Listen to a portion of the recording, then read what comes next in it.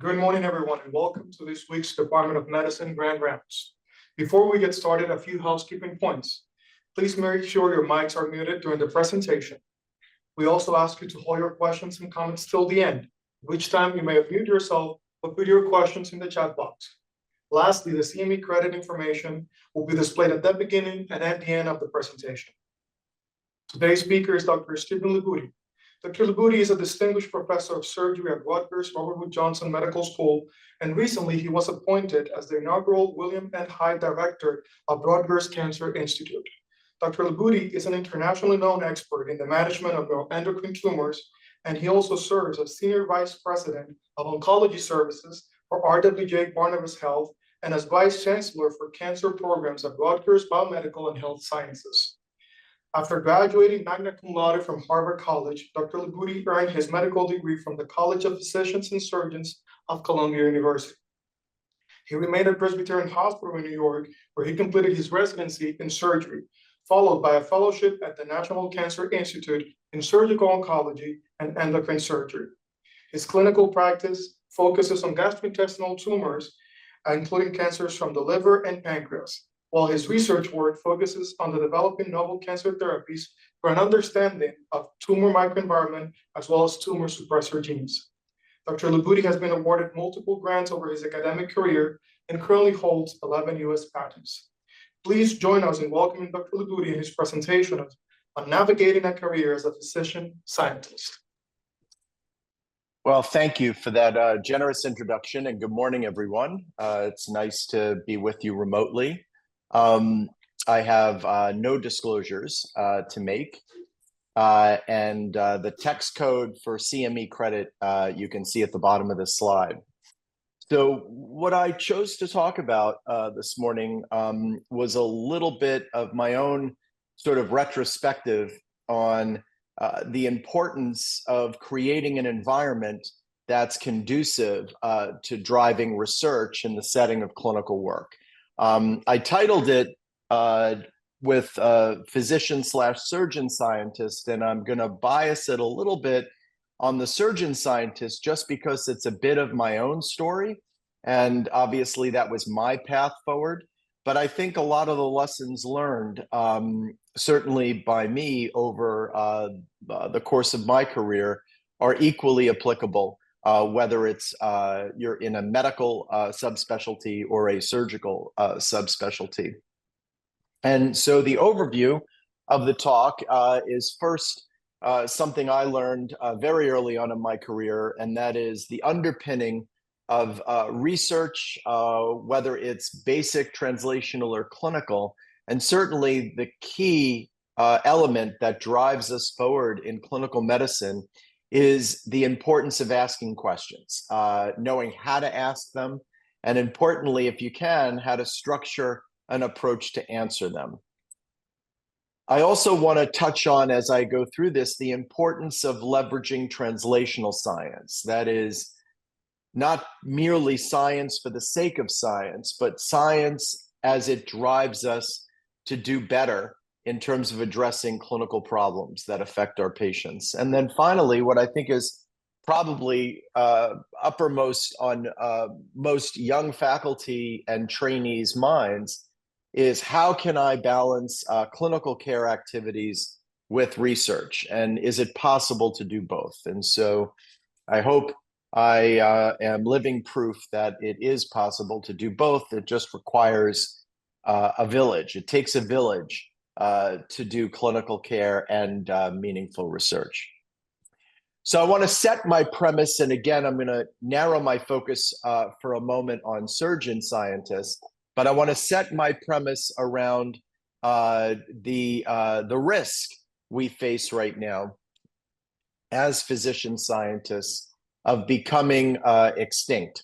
And using surgeon scientists as my jumping off point, this was a paper published about 7 years ago in the Annals of Surgery by a number of my colleagues and a few of my trainees in this author list, who looked at whether or not it was possible to continue to do basic science as an academic surgeon and identifying barriers to success. And I'm not going to spend a lot of time going through the data from this paper, but I do want to show this one graph, which I think is very telling.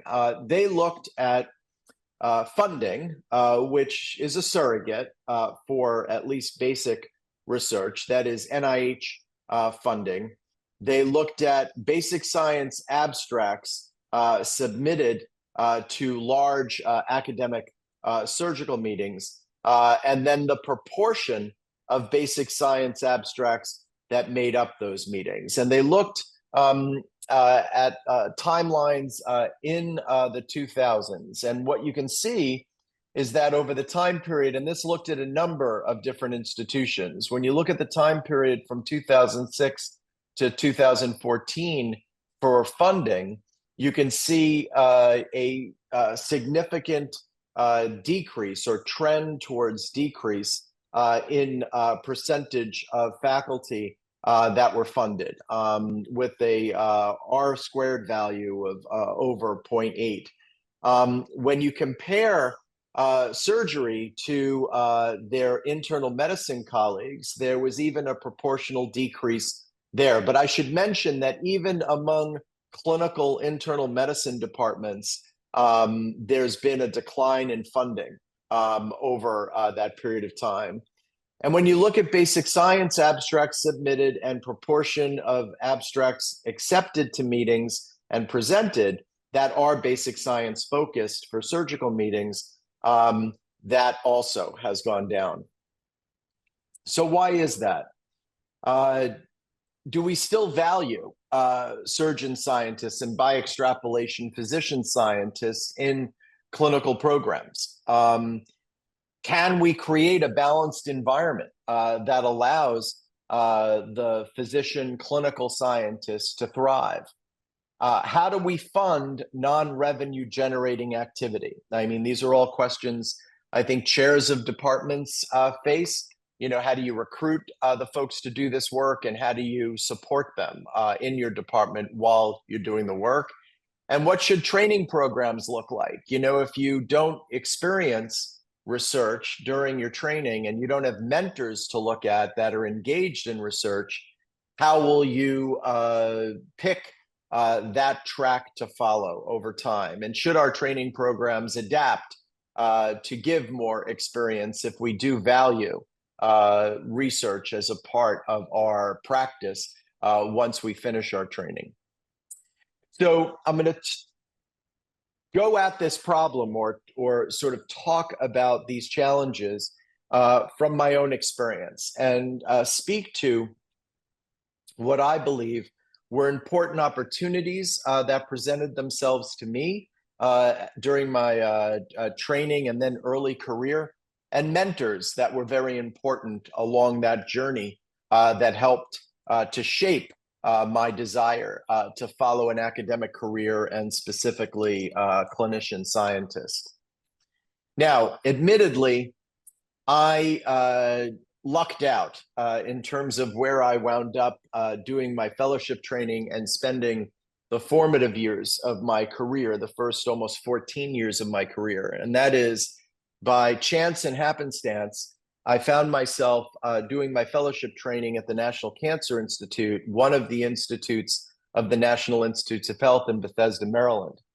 In 1994, I was a fourth-year surgical resident and was working part-time in a laboratory at Columbia's College of Physicians and Surgeons in Manhattan, now the Vagelos College of Physicians and Surgeons.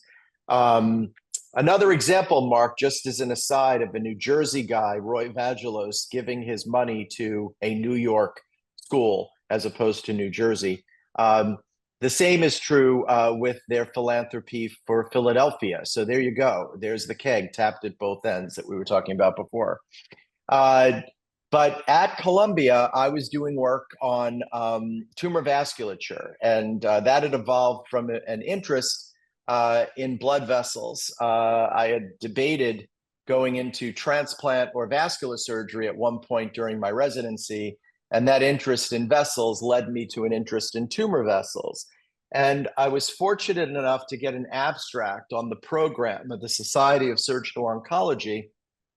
The meeting that year in 1994 was held in Houston, Texas. And so I was down in Houston, a fourth-year resident, presenting an abstract at a national meeting, very nervous. And at the end of my abstract presentation, I got asked a couple of questions by a surgeon that was a surgical oncologist. And when the session ended, that surgeon came up to me outside and asked, where I was and, who I was working with doing the work. And that surgeon was Richard Alexander. Rich is now the chief surgical officer of the Rutgers Cancer Institute. But back then, he was a senior investigator at the surgery branch of the National Cancer Institute. Rich said to me, we do work similar to the area you're interested in. You should really consider applying for a fellowship at the National Cancer Institute. And I had no idea at the time there was even a fellowship there. I had applied to Memorial, I had applied to MD Anderson, the popular surgical oncology fellowships, but I didn't even know what was going on at the NCI. And I applied and I haunted Rich Alexander back then until I heard a favorable response to my application, because when I went down for my interview, it was the most amazing place I had ever been at. The clinical center, which is a almost 500-bed hospital that is focused entirely on performing clinical research, had within it research laboratories where folks were doing basic science research leading to new discovery, and were literally down the hall from the inpatient beds and outpatient clinics where their patients were being cared for. And I met this gentleman who's on the screen right now, Dr. Steve Rosenberg, who was the chief of the surgery branch. I was just down in Bethesda about a month ago, celebrating Dr. Rosenberg's 50th year as the chief of the surgery branch. And Steve is really the father of immunotherapy. We talk about a lot of guys that have made critically important contributions: Carl June, Jim Allison. Jim Allison is the one who made the observations around checkpoint inhibitors, which are now very important in our armamentarium for treating cancer. Carl June helped to support the notion of CAR T-cell therapy. But it all really traces its roots back to Steve's work in the late 70s, early 80s, based on an observation he made during his residency, that perhaps the immune system could be harnessed to fight cancer. And when I was a fellow, Steve approached me and asked if I'd be interested in staying on the senior staff after I finished my fellowship. And this was very humbling and very exciting opportunity. And I remember a chance encounter with Steve in the cafeteria at the NIH, my first year as an attending, being on the staff at the NCI. And I was really overwhelmed. I had a laboratory, I had a clinical program, but I really didn't know where to start in terms of what to focus on in my lab. And Steve gave me some incredibly important advice, and it's advice that I still lean on now. And that is, all you need to do is come up with the first question. Science is all about asking and answering questions. And if you can come up with that first question, the answer to that question is going to lead to 3 more questions, and so on and so on. And so asking that first important question will help you build a career. And that was absolutely true. And so the environment and mentorship really set me on the track towards recognizing the importance of asking and answering questions. This is Marston Lenehan. Any of you that work in kidney cancer will probably be familiar with von Hippel-Lindau and papillary renal cancer. Marston identified the genetic predispositions to both. He's a urologic surgeon, urologic oncologist, did his training at Duke, and he was the chief of the urologic oncology branch at the National Cancer Institute. And I credit Marston with another random hallway encounter in igniting my passion around neuroendocrine tumors, which has really been the focus of my research over the last 25 plus years. Marston's group, as I mentioned, was studying the genetics of von Hippel-Lindau. Von Hippel-Lindau is a disease that affects a number of different organs. It's autosomally dominant, it's inherited, leads to hemangioblastomas, endolymphatic sac tumors, renal cell carcinomas, which are the major driver of mortality in this familial cancer syndrome, but also pancreatic lesions. Lesions in the pancreas are found as cysts in the majority of patients, which can lead to pancreatic insufficiency and mass effect gastric outlet obstruction, but do not go on to have any malignant potential. But about 12 to 17% of patients with VHL will develop neuroendocrine tumors. And while the majority of these tumors are not malignant, and all of them are non-functional, therefore not creating any sort of a biochemical syndrome in these patients, about 8 to 10% of these patients can develop metastatic disease, which is life-limiting.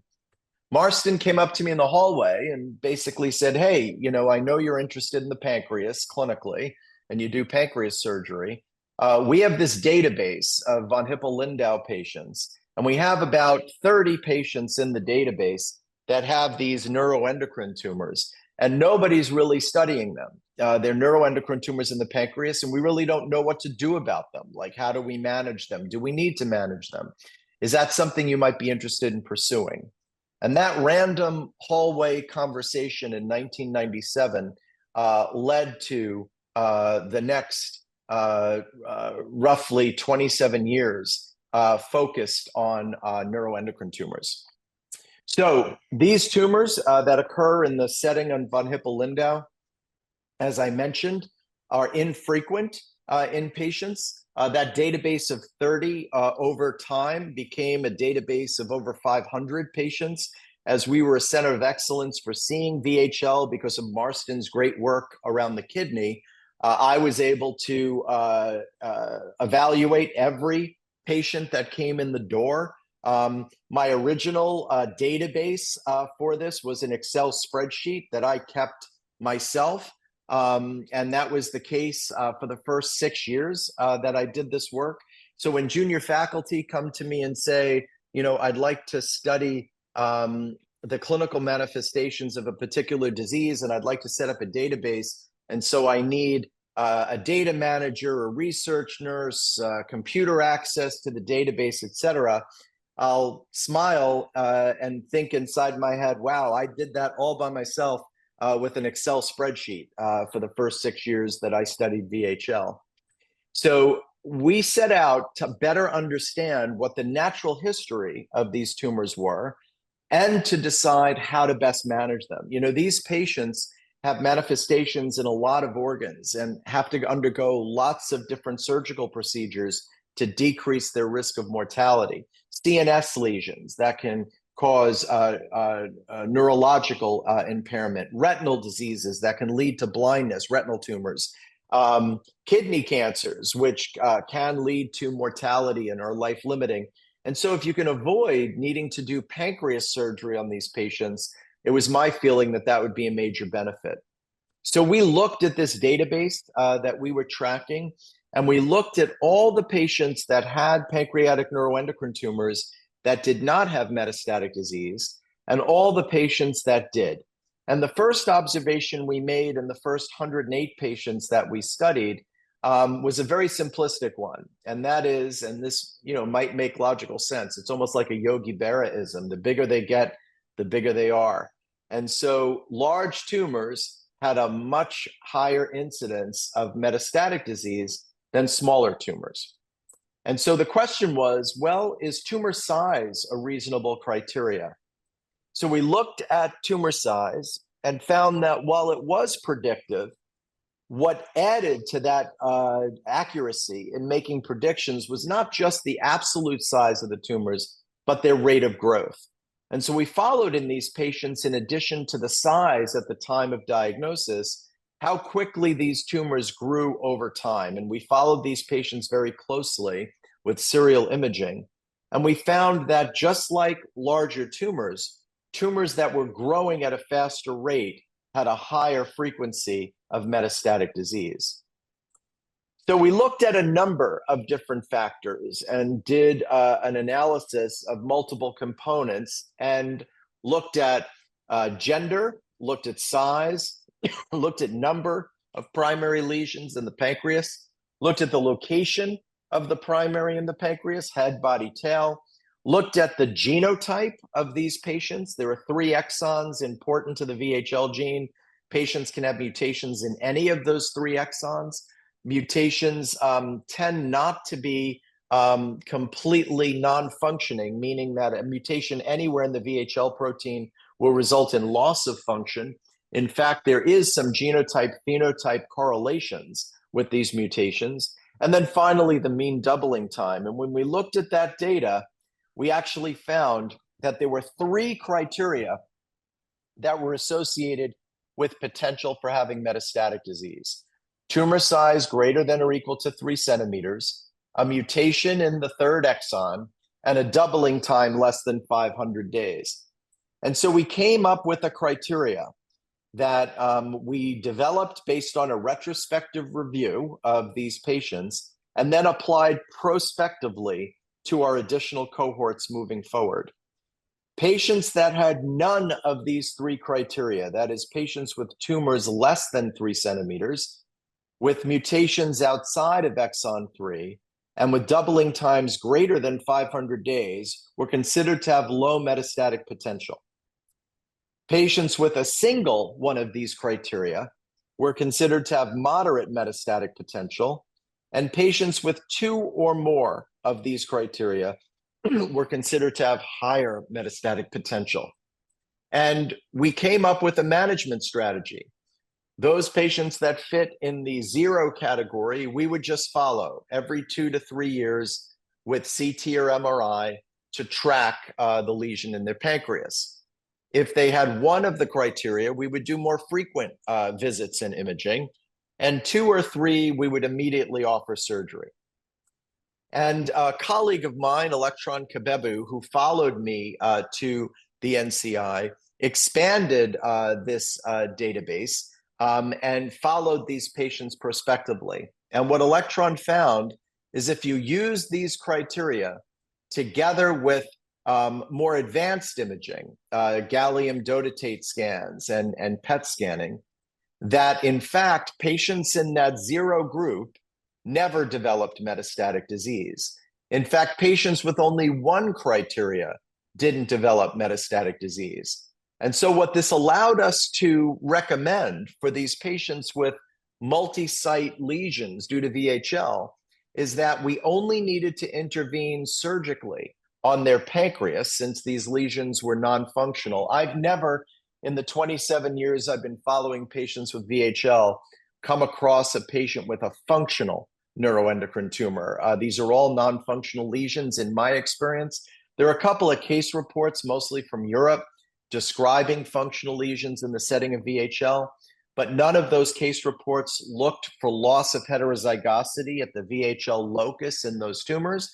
And it's possible, although low statistical probability, that patients may have just developed a spontaneous functional neuroendocrine tumor and happened to have VHL as opposed to cause and effect.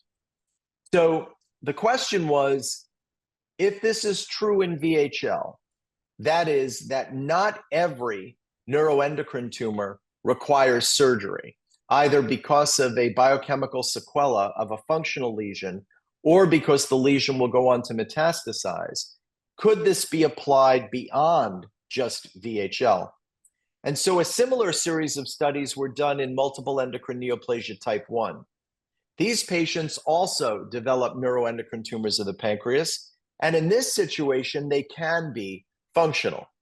In MEN1, there are no genotype-phenotype correlations like we see in VHL. All mutations discovered thus far in MEN1 are mutations that lead to loss of function of the menin protein. So a number of different groups looked at patients with MEN1 and found a similar correlation. That is, larger tumors were associated with metastatic disease, smaller tumors were not. And they actually came up with a size cutoff of 2 centimeters. Now, I don't know that biologically 2 centimeters or 3 centimeters are any different. It's just that looking at a different patient cohort may lead you to different conclusions. But the bottom line was patients with MEN1 with tumors smaller than 2 centimeters did not tend to develop metastatic disease. And so a similar paradigm was developed for MEN1. Non-functional small lesions were observed, and only when lesions got to be larger than 2 centimeters or they were functional was surgery applied to those patients. And in long-term follow-up of those patients, there was no incidence of distant disease or death due to those lesions. And so, again, a study underscoring that conservative management or watchful waiting may not be a bad approach in these patients with a familial cancer syndrome. But what about sporadic neuroendocrine tumors? So it's one thing to have this expectant approach, but what about patients that have no cancer syndrome or no known genetic predisposition to develop neuroendocrine tumors? Well, one thing we know over the 30-year period from the early 70s to the early 2000s was that neuroendocrine tumors are increasing in incidence. When you look at this chart, you can see the dotted line is the incidence of all malignant neoplasms over that period of time. And the incidence of neuroendocrine tumors has been increasing significantly by comparison. Now, this is probably multifactorial. On the one hand, perhaps there are environmental factors that may be driving the increased incidence. We know, for example, that chronic use of proton pump inhibitors can lead to an increase in class 1 carcinoids. These are by and large benign overgrowth of neuroendocrine cells in the stomach and duodenum. So perhaps environmental factors drive this. But I think probably the largest explanation for this is much better imaging and wider use of endoscopy. That's just picking up more of these tumors. But the bottom line, and use of cross-sectional imaging, picking up incidentally discovered neuroendocrine tumors of the pancreas. But the bottom line is we're seeing more of these tumors clinically, and we have to come up with a way to approach them. So my group first looked at whether or not we could extrapolate some of the knowledge we gained from these familial tumor syndromes with respect to understanding and approaching the management of sporadic neuroendocrine tumors. And we started with MEN1 mainly because when you do genomic analysis of sporadic neuroendocrine tumors, you'll find that almost 40% of sporadic non-functioning, and this goes the same for functional tumors as well, have an MEN1 mutation somatically. And so if the same mutation may be driving the formation of tumors seen in non-familial cases as in familial cases, perhaps we can apply some of the same clinical management strategies to those patients. And so we looked at all the series that had been published to date for sporadic, non-functional, incidentally discovered pancreatic neuroendocrine tumors to glean whether or not any of these similar paradigms that we have for the familial neuroendocrine tumors could be applied. I should mention that in endocrine type or neuroendocrine tumors, this concept of tailoring the management to the patient is not unique. We do this with adrenal lesions. And so you all may be familiar with incidentalomas or incidental adrenal lesions found on CT scans performed for another purpose. Oftentimes, this is a patient complaining of back pain or a patient that's been in a motor vehicle accident, and a CT scan will just find a lesion in the adrenal gland unrelated to the presenting problem.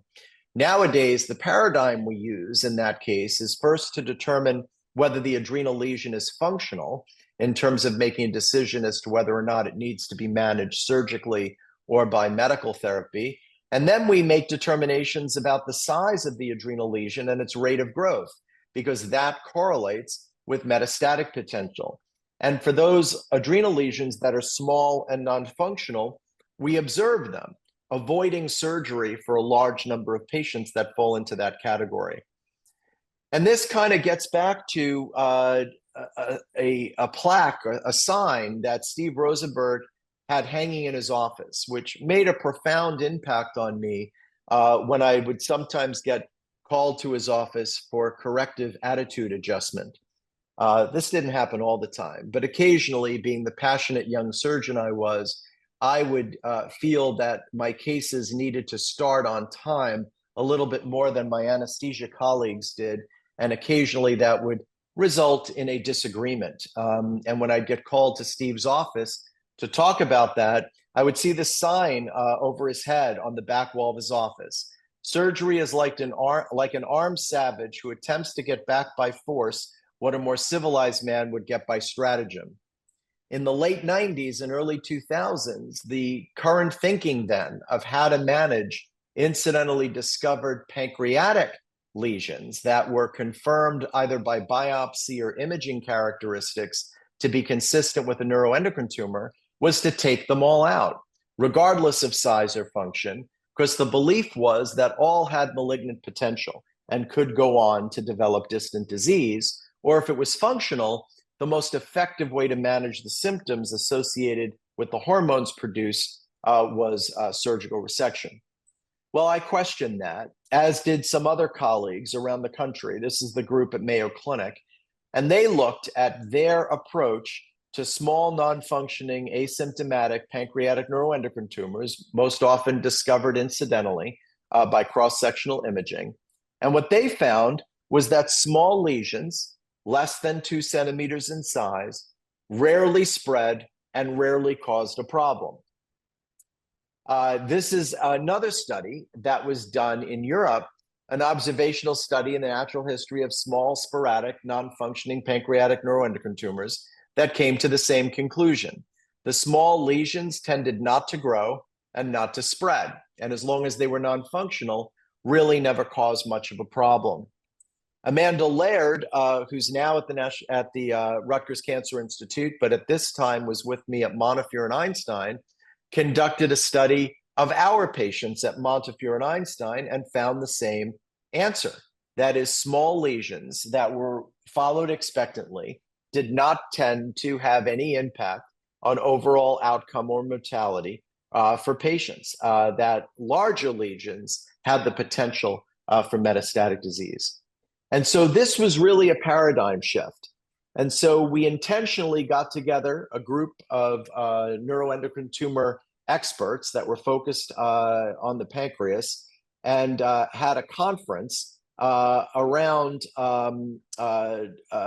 sponsored by the Hepatopancreaticobiliary Association, where we all looked at the available published series and the data from our institutions and came to the conclusion that small T1 pancreatic neuroendocrine tumors that are less than 2 centimeters, that are low grade, that is a Ki-67 less than 5%, this can be determined by a fine needle aspirate, that are followed over a period of 6 to 12 months and do not change in size, and are confirmed to be a neuroendocrine tumor either by FNA or non-invasive imaging, somatostatin receptor scintigraphy or gallium-68 PET, can be safely followed without the need for surgical intervention. So what I hope I've illustrated in this vignette are two concepts. One, if Marston Lenehan comes up to you in the hallway and makes a suggestion about taking on his database, it's probably a good idea to say yes. So mentorship is important, and taking cues and guides from mentors is a good way to kind of figure out what you may want to focus your studies on. I've always told my trainees that early on in your career, it's important to say yes more than no when asked to collaborate or participate.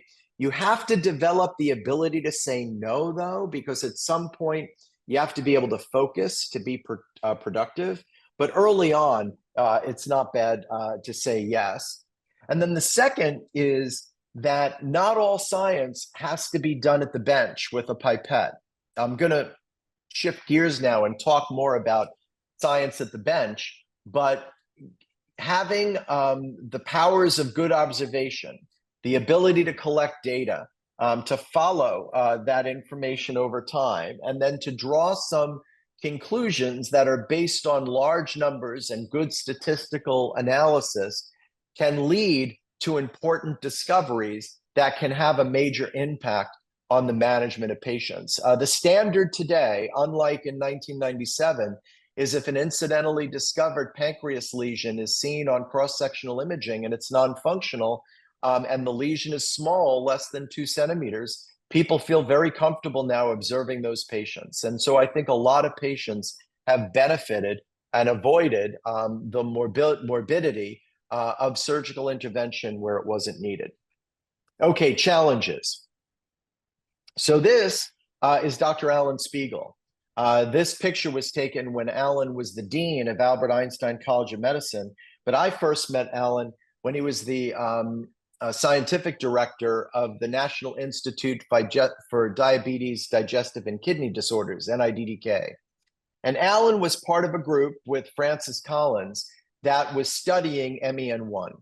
MEN1, multiple endocrine neoplasia type 1, is an inherited familial syndrome that results in tumor manifestations or abnormal growth manifestations in the pituitary, in the pancreas, and in the parathyroids. There are a number of other tissues that can manifest abnormalities in MEN1. And in 1996-97, this team was looking to discover the gene responsible for MEN1, and through positional cloning, they were able to identify the gene on chromosome 11. Once having discovered the gene for MEN1, they were very interested in understanding its function. What protein does it produce, and what's the purpose of that protein? And so Alan invited me to become a part of this team studying MEN1. I was a surgical oncologist with a focus in endocrine surgery. Alan was an endocrinologist. We often were on service together at the NIH, taking care of patients. And one day at a tumor board, he pulled me aside and he said, "Hey, we've cloned the gene for MEN1. Now we want to understand the biology of that gene." And at the time, I was working in the lab on studying tumor suppressor genes. And he said, "I know you're interested in genetic diseases. You've done that work with VHL. We're interested in making knockout mice of MEN1. And we want to make a conditional knockout mouse, a mouse that deletes the MEN1 gene just in the tissues where we see MEN1 manifestations, just in case a traditional knockout is lethal. So we want you to make the tissue-specific mice that could be crossed with the MEN1 mice to make these knockouts." And so I said, "Sure, sounds like a great idea." I left his office and I was like, "I've never made a knockout mouse. And so how am I going to do this?" And so went and looked up the papers, got my team focused on how can we create knockout mice. And we landed on a technique back then that was relatively new in the late 90s called the Cre recombinase LOX system.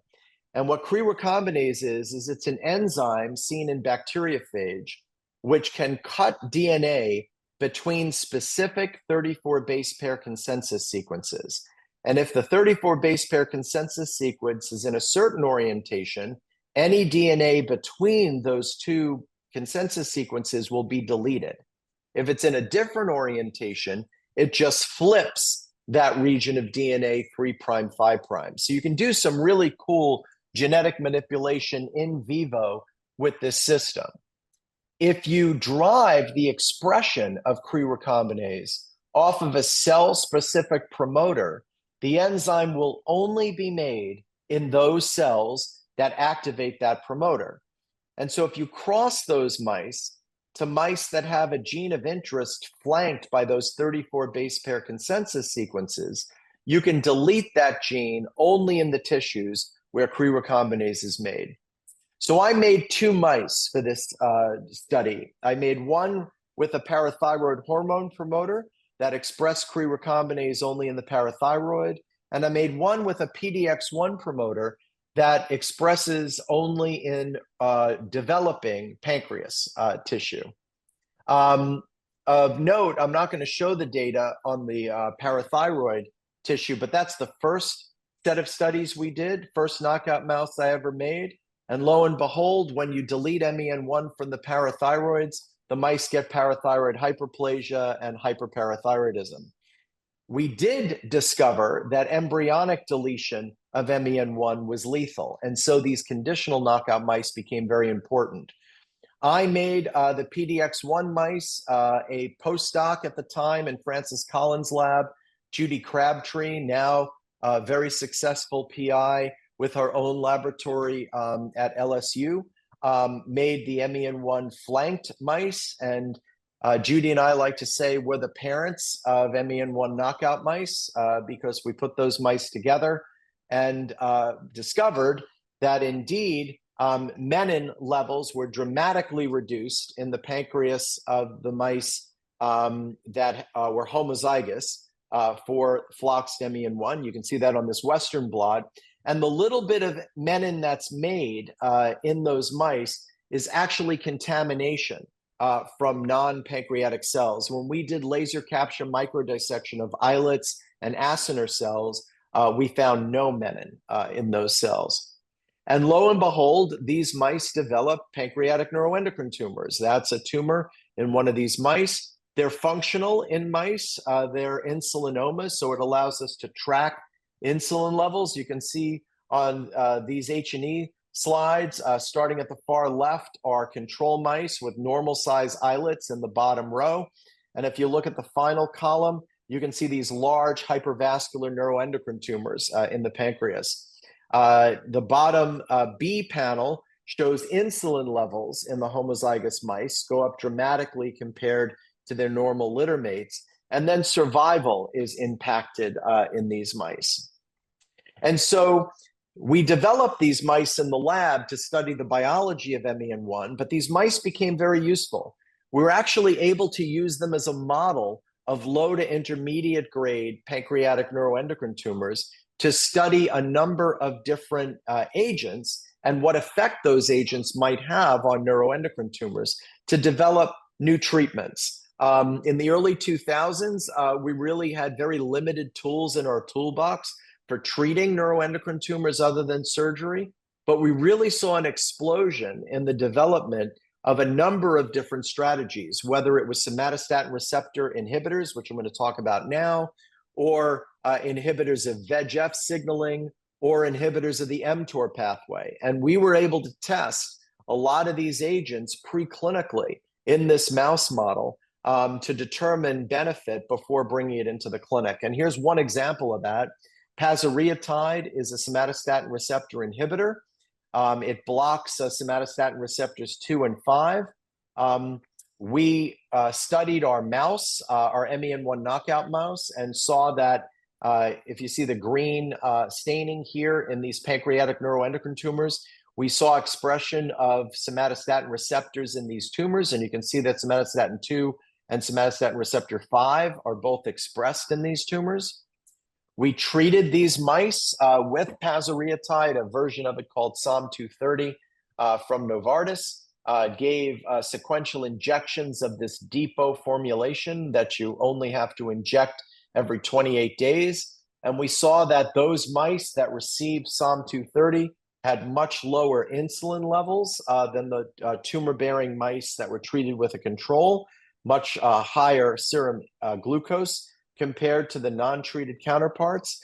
And when we looked morphometrically at the size of the tumors, we saw a significant decrease in tumor size in these mice compared to the control-treated mice.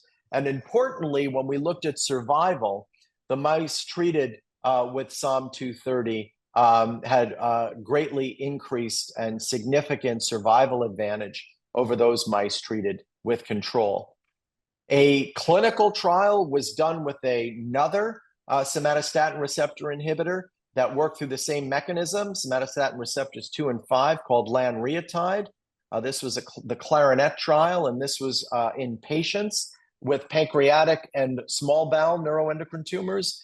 And just like we saw in the mice, those patients receiving lanreotide had an improved progression-free survival compared to those patients treated with placebo.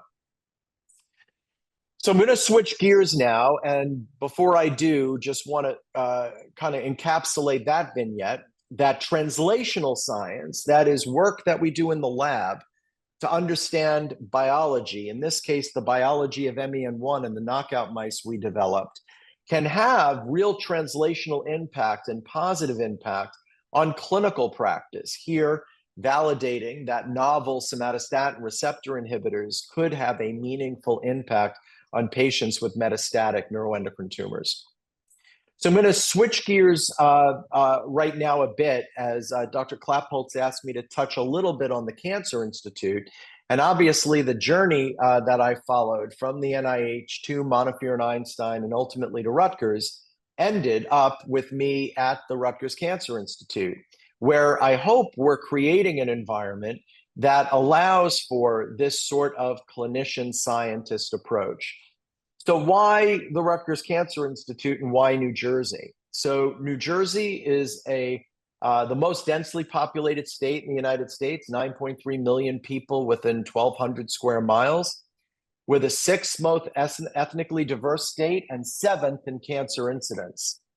23% of New Jersey residents are foreign born, 10% of households fall below the poverty line, and 10 to 23% have higher cancer rates and in specific high priority cancers.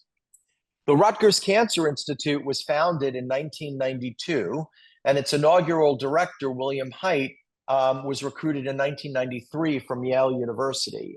Bill did an amazing job in really building the initial Cancer Institute, receiving NCI designation for the first time in 1997, and then an unprecedented designation as a comprehensive status for that center just 5 years later.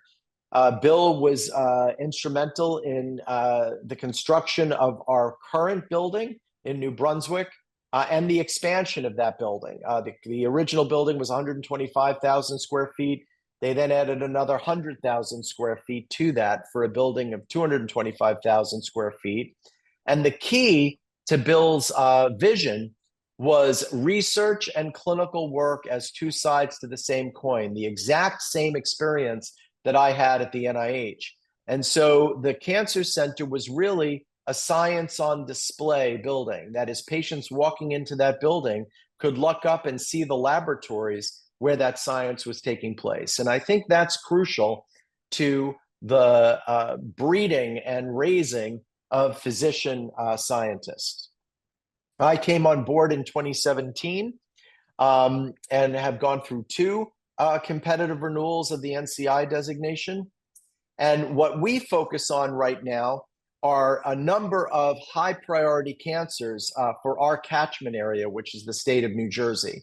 And these are shown here. They're common cancers nationally, but HPV-related cancers and melanoma are particularly high incident in New Jersey and areas of focus for us.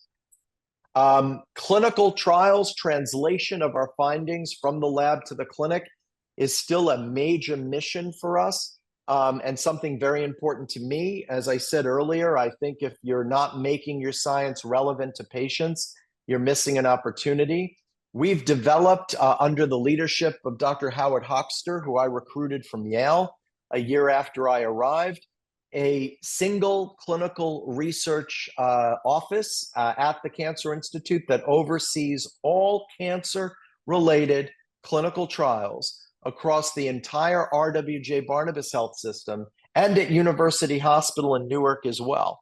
All cancer clinical trials come through the Cancer Institute and are supported by Cancer Institute infrastructure. When I arrived in 2017, we were doing roughly 320 interventional treatment trial enrollments a year. across our entire cancer program. And I'm happy to say when we finish calendar year 2024, we're on track for over 700 interventional treatment trial enrollments, which is really how we find the answer to those important clinical questions in cancer. We have 5 research programs in the Cancer Institute that have basic, translational, and clinical investigators within those programs focusing on cancer metabolism and immunology, genomic instability and cancer genetics, things like BRCA networks, cancer pharmacology, developing new drugs and identifying new targets for treatment, clinical investigations in precision therapeutics, which focuses on genomic medicine, and cancer prevention and control. When I arrived in 2017, the Cancer Institute, across all of our members, had roughly $45 million a year in direct costs from NIH grants. 21 million was from NCI funding, so almost half. And now in 2024, we've increased our overall grant funding to 57.1 million, almost 30% increase in grant funding, and over 30% increase in NCI funding. So you can see when I showed in that first slide a decline in grant funding as a measurement of the importance of research activity, here we flipped that graphic. Finally, something that I'm super excited about is we're going to have a new home in New Brunswick, a brand new facility for the Cancer Institute. This is the Jack and Cheryl Morris Cancer Center. There's an actual photo of the Cancer Center. It connects by that bridge you can see on the photo to our current building and to Robert Wood Johnson University Hospital. This is a 512,000 square foot, 12-story facility that has inpatient beds for cancer patients, outpatient treatment areas for cancer patients. Here are some of the statistics on that. And 10 brand new basic science research labs, again, holding to that paradigm of good science occurring in the same environment as clinical work are two sides of an important coin in making progress. This new building will open in May of 2025, so we're less than a year away from opening the building. And it's really going to allow us to expand our efforts into a new facility. So some final thoughts on this morning's discussion. So I think inspiration is important. We all need good role models and mentors. I certainly benefited from that, as well as the environment that I grew up in from a career perspective at the NIH. Teamwork is really important. If we're going to succeed in fostering physician scientists, we're going to need to have role players, position players. Any good team, whether it's a football analogy or a baseball analogy, needs players playing different positions. We need clinicians that are mainly focused on clinical work, and we need some of our clinicians to also be focused on research. We need to be able to protect their time. We need to be able to balance their time so they can focus and be successful. And most importantly, that kind of activity has to be valued. It has to be valued by clinical departments and health systems, because if we don't value this activity, we're not going to support it. And if we don't support it, people aren't going to be able to be successful. So I want to thank you for your attention this morning. I think I've left some time for questions, and I'm happy to address any. Dr. Libutti, thanks so much for this really wonderful presentation. And I think you've given all of us, regardless of where we are in our journeys, a lot to think about, and a lot of opportunities to consider and appreciate. I also want to, just point out to everybody here with us this morning that your recertification as a comprehensive cancer center was recognized as being exceptional, and that's apparently the highest commendation that can be given in the recertification of a comprehensive cancer center. And just so everyone appreciates the level and quality of care that is being delivered through the Cancer Institute of New Jersey. So congratulations on that, and to everybody that works with you on that. I want to just encourage, we have a few minutes to either raise your hand or put your question in the chat, or just speak up. While we're while we're waiting for that, let me just, circle back on, and we have a lot of trainees with us this morning, participating. In terms of the research opportunities, it's so important, as you have noted in your own personal experience, and you've made the case really so strongly, and something we all really are passionate about, but need to have those opportunities for pathways for trainees to engage in research through the activities and programs in the Cancer Center. If you can, let me just take a minute on that. Yeah, happy to. So we are always looking for enthusiastic trainees in our laboratories. We have just in the Cancer Institute's resident faculty over 30 PI-led laboratories, and across all of our members of the Cancer Institute in other schools and institutes, we have 230 members. So there's a lot of opportunity and a lot of different environments. So there are basic science laboratories, there are folks focused on population science, on outcomes research. So these positions, in some cases, are funded positions through training grants, whether those are T32 training grants or F training grants or K awards. And so I encourage anyone who has an interest in cancer research, no matter whether that's basic translational or population-based research, to reach out. I can navigate you to our clinical research and education team that can help do some matchmaking and find a lab that might be a good fit. That's great. Thank you. And some of those labs are in Newark. So we have a number of our researchers and members that are based at New Jersey Medical School that are in our Cancer Center building on the UH Newark campus.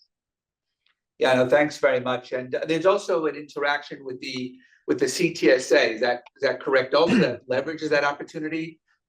Yeah. So Ray Panettiere, who's the PI for the CTSA, and I sit on each other's advisory boards and look to see how we can leverage educational opportunities and funding support for people to get engaged with clinical trial research. That's terrific, thanks. And I think a great opportunity for all of our trainees. Other comments or questions? I think can come from anyone. There was a full spectrum of opportunity here to engage across from our trainees through our faculty.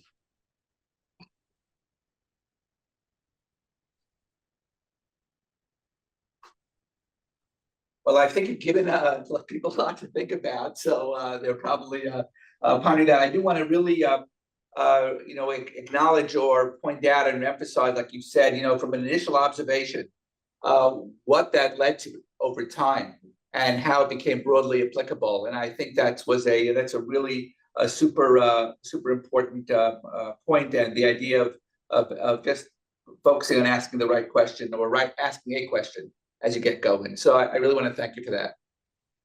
My pleasure. And it was great to spend time with you guys this morning. I thank you for hosting me and your hospitality.